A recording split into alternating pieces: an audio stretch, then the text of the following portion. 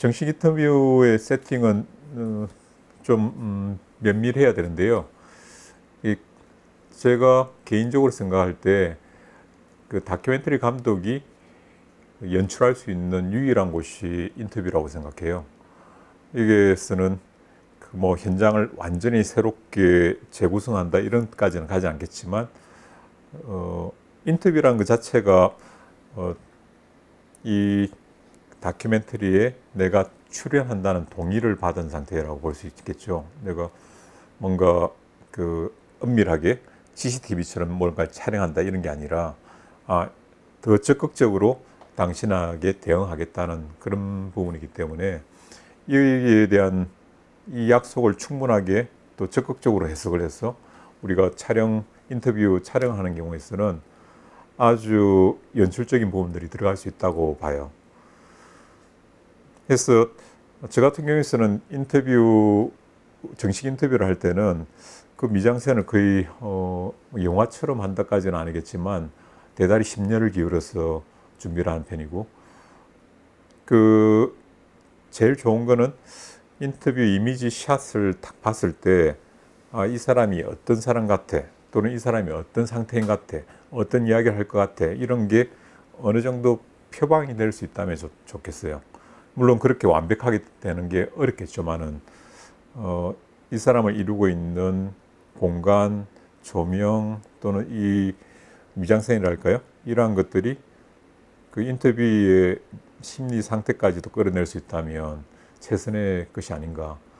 그러니까 그렇게까지 하는 것은 한계가 있겠지만 그런 지향점을 가지고 접근할 필요는 있다고 봐요. 그래서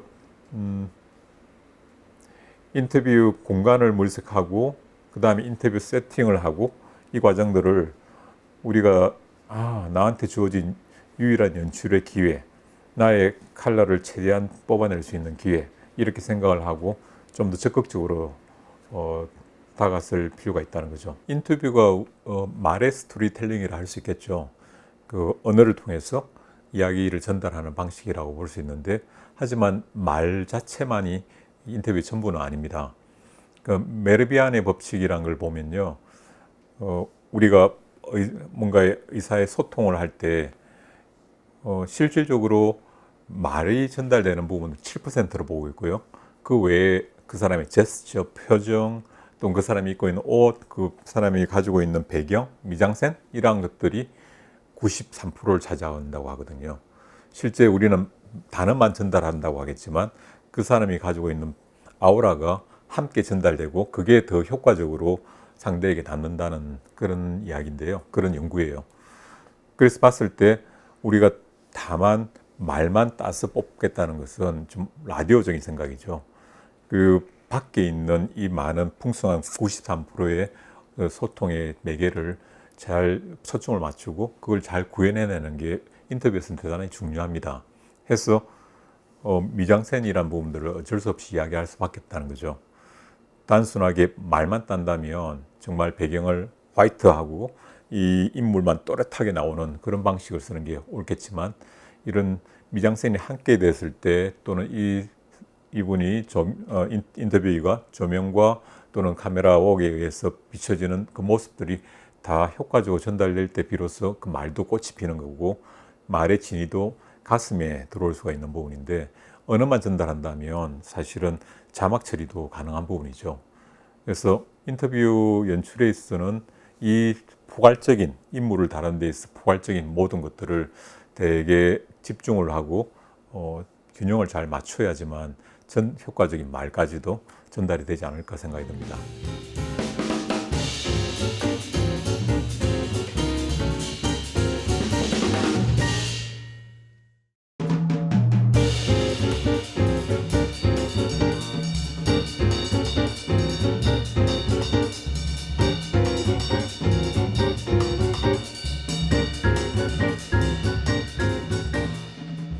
저 길에서 한 편만 가지고 조금 예를 들어 보면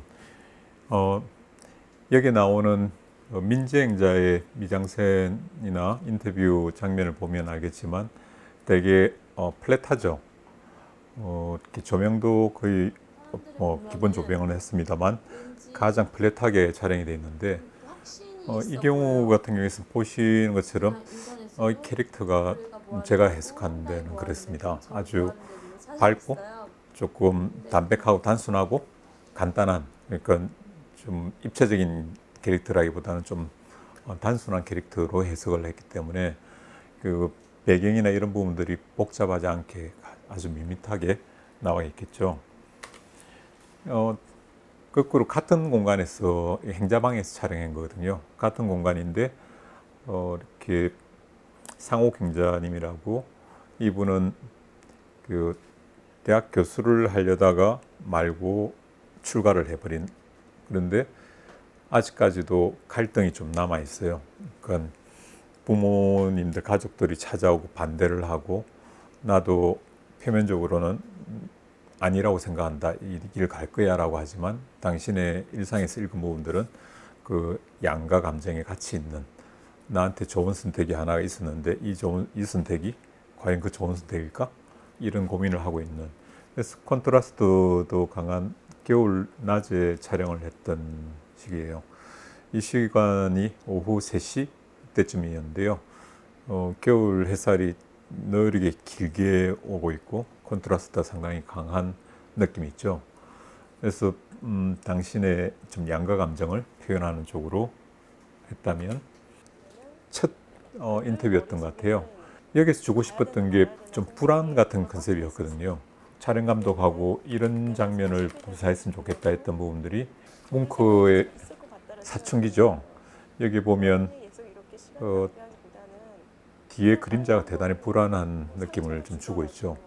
모든 게 앙상하고 근데 불안은 자기 몸보다 더 크게 잡혀있는 느낌처럼, 여기서 무쇠솥 같은 그 그림자가 잘 안 잡혔기 때문에 무쇠솥이 당신이 좀 누르고 있는 뭐 쎄한 게 별로 이렇게 편안하진 않잖아요.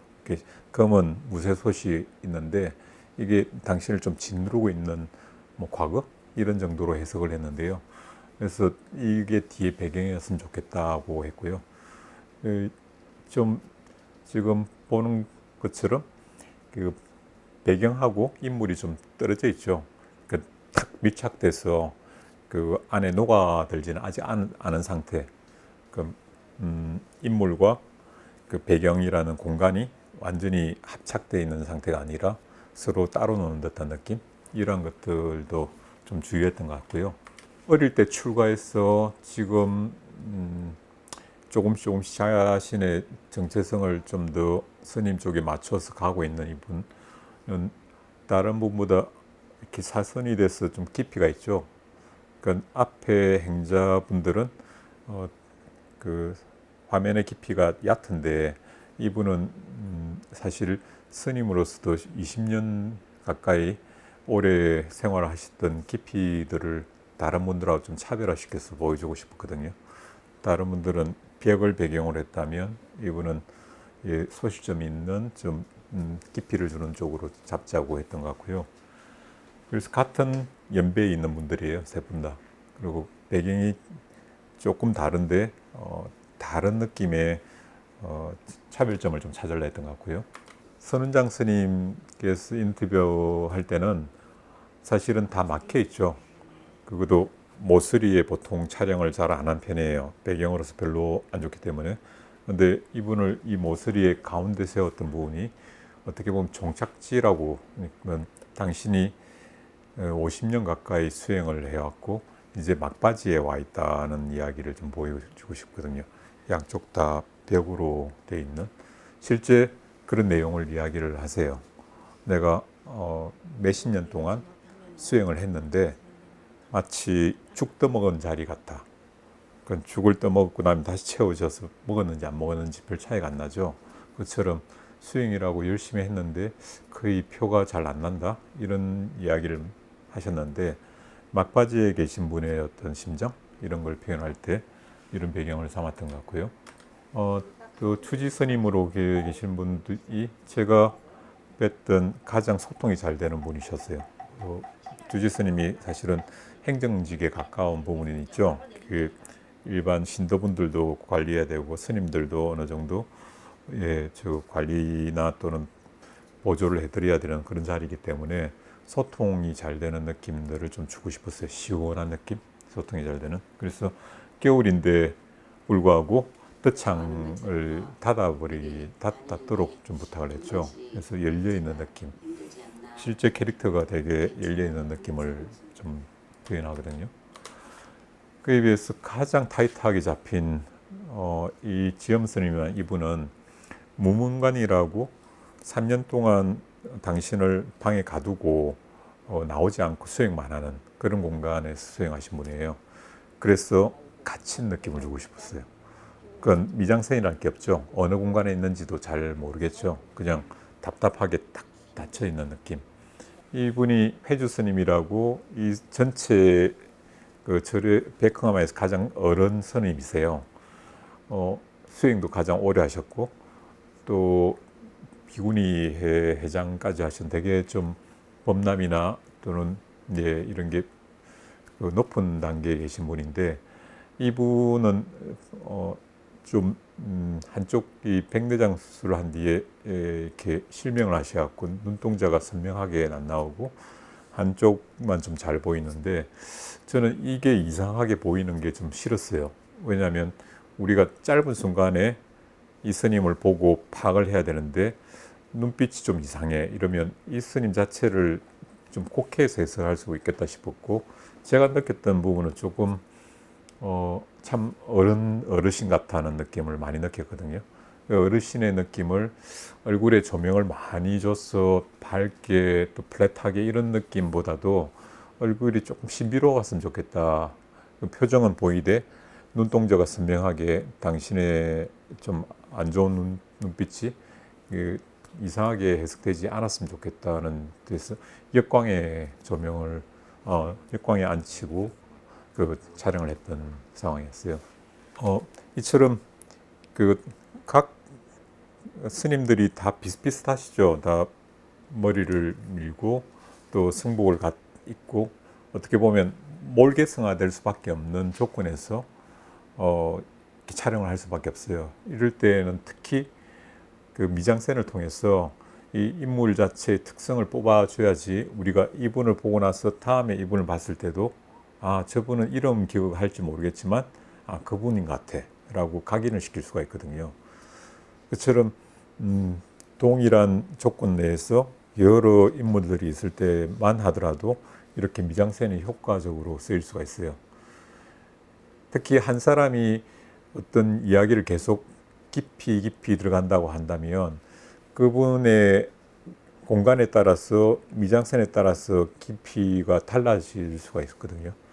그래서 어떤 분 같은 경우에는 진짜 말 그대로 10번씩 인터뷰를 해서 8번, 9번의 인터뷰는 아예 사라지고 한두 개만 클립으로 남는데 어떤 분량은 제가 기억할 때 한 20몇 시간 했던 분이 있습니다. 그러니까 이분 인터뷰를 다 모아보니까 20몇 시간을 했는데 실제 나온 인터뷰 내용은 1분이 안 되죠.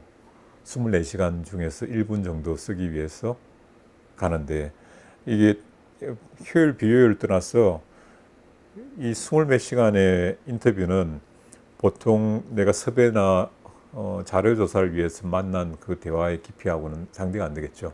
그러니까 25시간 동안 내가 깊은 대화를 나눴다면 이분에 대한 이해도가 대단히 높아져 있을 거예요. 그러니까 이분의 인터뷰를 단 1분도 안 쓴다 하더라도 내가 편집을 하든 아니면 이야기 전체적인 흐름을 잡든 이해를 기반으로 하겠죠. 25시간은 절대 헛되지 않습니다. 그래서 인터뷰가 사람을 알아가는 데 있어 아주 중요한 채널이 될 수가 있다. 그래서 그런 튼튼한 이해도 하에서 편집을 할 때 설사 편집 컷을 못 건진다 하더라도 그 인물이나 커뮤니티에 대한 이해도가 상당히 깊어진 채로 그 맥락 하에서 편집이 된다는 부분도 또 중요한 것 같아요.